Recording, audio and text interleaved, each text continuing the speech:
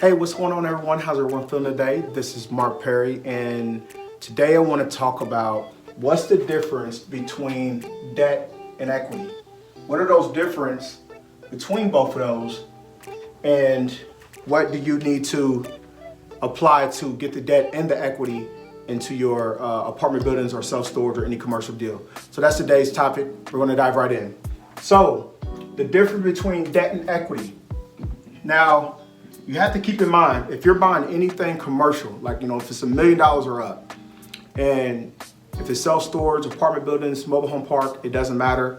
You have to have some debt, but you also have to have some equity to bring to the table. So what is debt? Debt is what the banks give to you to where you can require the property, and they're basically your partner, and they're going to loan you most of the money. So here it will be the banks. And how much does the banks loan? So typically it's roughly anywhere from 75 to 80%. So they loan most of the funds. So they'll loan anywhere from 75 to 80%. Some banks might even go up to 90%, depends on how good a relationship you have with the bank. But through all in all, the banks are your friends. They're going to come in, they're going to give you a low interest rate, they're going to be your partners, and you're going to work this together to where they can create cash flow, but you can also create cash flow as well. So anywhere from 75 to 80% loan to value is what the banks will lend to you. Now on the equity side will come mostly from either your partners or your investors. So what is equity? So let's say the bank loans you 80% of purchase price. So let's just say hypothetical, we're gonna jump into some numbers real quick because I'm not really that good at math, a little slow on it. But let's just say if it's an apartment building at $8 million, you have an apartment building at $8 million, the bank is gonna loan you 80% on that. And so basically they're gonna loan you 6.4 million. So that means you will have to bring to the table 6.4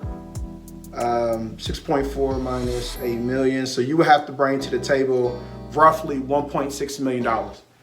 That's 20%. So roughly you would have to bring to the table 1.6 million. And a lot of times where that 1.6 million will come from your investors. So the individuals that you're going to get that 20% will be from your investors. So we'll put investors here. So 20% from your investors will come here. So a lot of times this can be individuals that's not involved in real estate, but they want to put their money somewhere to where they can get a yield on their money, meaning they'll get a return on their money. So if they want to come in and put 100,000 or 200,000 down on the 20%, it can be anywhere from an 8%, 7% cash on cash, depending on the deal. And a lot of times too, with the 80%, that depends on the deal too, because if it's only 60% occupied, you'll probably be better off going to go get hard money and getting and then going to refinance it and then getting bank money, where you can get a low interest rate. Because the bank's probably going to loan you if it's 50 or 60% occupied. The banks are probably going to loan you maybe roughly 65%, 70%. So that means you will have to bring more like 30 to 35% down now. So if you want a cash flow asset, you want to make sure that it's roughly about 90 to 92% occupied. And then the banks will give you the higher rate. They'll give you a great rate, and they'll also give you a loan to value, depends on the occupancy of the property. So 80% is roughly in the 90% range.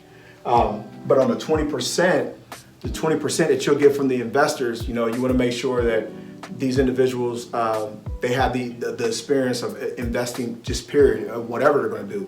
So you want to make sure that they have that experience in that. But normally you bring like 20%, and roughly you want to see for your investors, if it's a great deal, you want to see from your investors anywhere from a 7 to an 8% COC. So basically you want to see anywhere from a 7 to an 8% COC, cash on cash.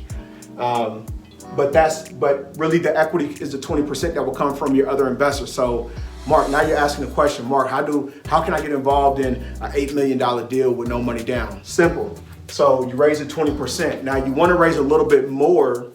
You want to raise a little bit more for reserves and plus all the fees and so forth. But you'll also get that back on some type of fee once you close and you're part of the deal. That's more of syndication because you can get paid 3 ways. So, and we'll talk about that in another video. But for more than all, you'll basically get a fee, and that fee will come back to you, and you might even be part ownership of the deal. So it really just depends on who you're doing business with, what kind of deal and structure y'all putting together to make it to where you can get involved in this deal with no money down, because you can, and you might just have to bring a partner to the table that has a little bit of track record. You get anywhere from 5 to 10%, and then plus you'll get a fee as well once the deal closes. So you'll be part of the deal, but also you'll get a fee. So that's more than that 20%. So keep in mind, I know I was going a little bit, but keep in mind that the debt and equity, the debt comes from the banks. The banks will loan you 75% to 80% loan to value. And on the equity side, it will be 20% down. So if you can get 80%, you get 20% down, then that'll be a win-win. So now you can definitely go forward and talk to your other investors and see how you can put this deal together. In the equity side, just make sure you bring the investor, but make sure the investors have a great track record that you can also do business with. Because remember, guys, this is going to be like a 5-year hold, so you have to be with these investors for 5 years. So you want to make sure that it's someone that's easy to work with, someone you like and you trust. You don't want to deal with someone that always on top of you and want to figure out where the money is and the returns is and why this and why that. You don't really want those individuals. If you can sort your way from them, do that. Get around people that's easy to work with, and you'll have this apartment building thriving much more. So I hope that this video helps, but let's just go back and recap. So what is the difference between debt and equity? Debt, remember, it comes from banks. Banks give you the debt. They'll put the debt on the property to get a first lien in a position on the property. Now, it depends on if it's recourse or non-recourse loans. All varies, depends on the deals, but the banks put the leverage on the property, and they're basically your partner because they're bringing 80% to value to the property. So the only thing you have to raise is 20 to 25%, depends on the deal. So that's a win-win. So so that's the debt, and then the equity comes from your investor partners that will put 20% with you into the deal. Now that could be one investor that will bring the 1.6, that can be 5 investors or 10 investors that can bring the 1.6. It just depends on the deal, and it depends on your track record, and it also depends on what type of investor you have involved. So I hope that this video helps, guys, and we're also going to be shooting other videos as well about this to get you into the game, to get you to understand that what's the difference between debt and equity. You know, that's very important because you want to be able to leverage both of them on anything you do. And you can typically do this whole thing into real estate or even in business. That's the reason why when you look at from opportunities perspective, there's you can always get involved into deals with no money, you know, even in businesses with no money. So you have to have that mindset. You have to start thinking like an optimist to have that mindset. So I hope this video helps, guys. And if you're new to the channel, feel free to like and subscribe. Hit that little notification button for more real estate content I'm going to be putting out there.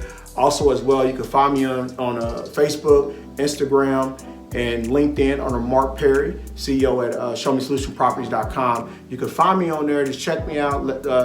See what I'm doing. See what type of things that I'm sharing out there and adding value to people. Where you can apply it, or you can just find ways of how you can do it and put it into your business. So I hope that helps, and we'll definitely talk soon. Thanks.